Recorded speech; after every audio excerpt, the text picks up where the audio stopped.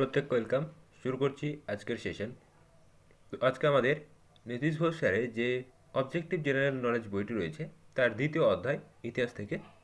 তো প্রথম প্রশ্ন দেখো, মানুষ প্রথম যে ধাতুর ব্যবহার শিখে? তো সঠিক উত্তর হচ্ছে অপশন নম্বর সি, তামা। তামার ব্যবহার কিন্তু মানুষ প্রথম শিখেছিল। নেক্সট, চ্যালকোলিথিক এজ অর্থাৎ চ্যালকোলিথিক যুগ নামে পরিচিত কোন যুগ? তো সঠিক উত্তর হচ্ছে কিন্তু অপশন ডি, তাম্রপ্রস্তর যুগ। তো আমরা প্রাচীন প্রস্তর যুগ, নব্য প্রস্তর যুগ এবং তাম্রপ্রস্তর যুগ, তো এই যুগগুলিকে কিন্তু আমরা ভাগ করে থাকি। এক্সামে কিন্তু এখান থেকে মূলত তোমাদের প্রধান তিনটে যে ভাগ কিন্তু আসে। প্রথমটা হচ্ছে প্যারালিথিক যুগ অর্থাৎ প্রাচীন প্রস্তর যুগ। তো এই প্রস্তর যুগ এর মধ্যে কিন্তু সবচাইতে বড় ছিল বা দীর্ঘকাল ছিল হচ্ছে প্রাচীন প্রস্তর যুগ। এরপরে অল্প সময়ের জন্য মধ্যপ্রস্তর যুগ এবং তারপর নব্যপ্রস্তর যুগ এবং সর্বশেষ আসছে কিন্তু তাম্রব্রজ বা তাম্রপ্রস্তর যুগ। নেক্সট কোশ্চেন নাম্বার 3 দেখো, বয়ন শিল্পের জন্য কার্পাস বা তুলো প্রথম উৎপাদিত হয় কোথায়? তো সঠিক উত্তর হচ্ছে কিন্তু অপশন বি, ভারতে। নেক্সট নেক্সট দেখো, নিচের কোনটির বয়স নির্ধারণের জন্য ডেটিং পদ্ধতি ব্যবহৃত হয়? তো সঠিক উত্তর হচ্ছে কিন্তু অপশন সি, জীবাশ্ম। তো ডেটিং পদ্ধতি বলতে তোমরা জানো কার্বনের একটি আইসোটোপ রয়েছে C14। তো এটাকে বলা হচ্ছে রেডিও কার্বন, আর এই পদ্ধতিটাকে বলা হচ্ছে রেডিও কার্বন ডেটিং পদ্ধতি। এর মাধ্যমে কিন্তু জীবাশ্মের বয়স ইত্যাদি নির্ণয় করা হয়। নেক্সট দেখো, ভক্ষ্য শস্য এর উপাদান প্রথম শুরু হয়? সঠিক উত্তর হচ্ছে কিন্তু অপশন সি, নব্যপ্রস্তর যুগে। তোমরা এই নব্যপ্রস্তর যুগ থেকে একটি প্রশ্ন কিন্তু দেখতে পাবে যে মানুষ কোন যুগে প্রথম চাকার ব্যবহার শিখেছিল? তো অ্যান্সার কিন্তু নব্যপ্রস্তর যুগ হবে।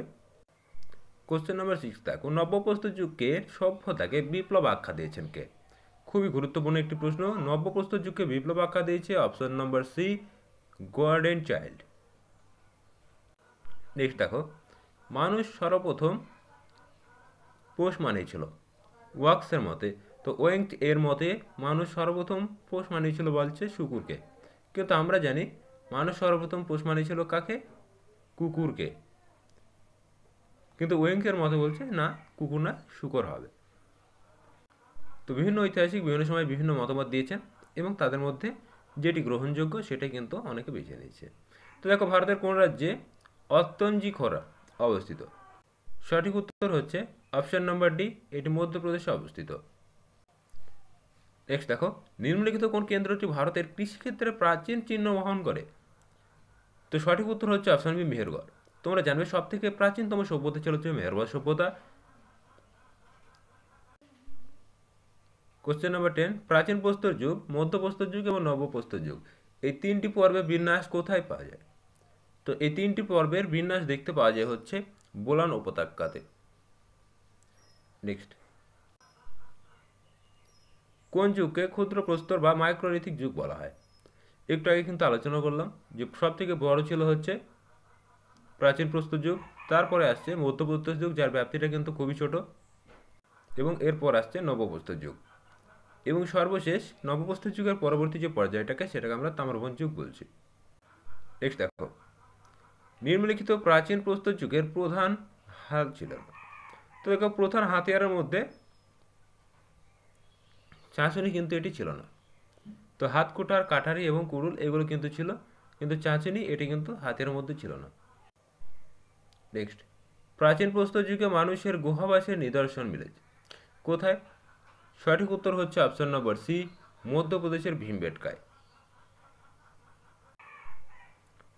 কোশ্চেন নাম্বার 14, পালিশ করা পাথরের যন্ত্রপাতি ব্যবহার লক্ষ্য করা যায় কোথায়? তো পালিশ করার যন্ত্রপাতি এটি দেখতে পাওয়া যায়। সঠিক উত্তর হচ্ছে অপশন নম্বর সিতে রয়েছে নব্যপ্রস্তর যুগে। নেক্সট, নিচের কোনটি মধ্যপ্রস্তর যুগের গুরুত্বপূর্ণ কেন্দ্র ছিল? সঠিক উত্তর হচ্ছে কিন্তু অপশন নম্বর ডি, রিহানপুর। রিহানপুর ছিল হচ্ছে মধ্যপ্রস্তর যুগের উল্লেখযোগ্য নিদর্শন। নেক্সট,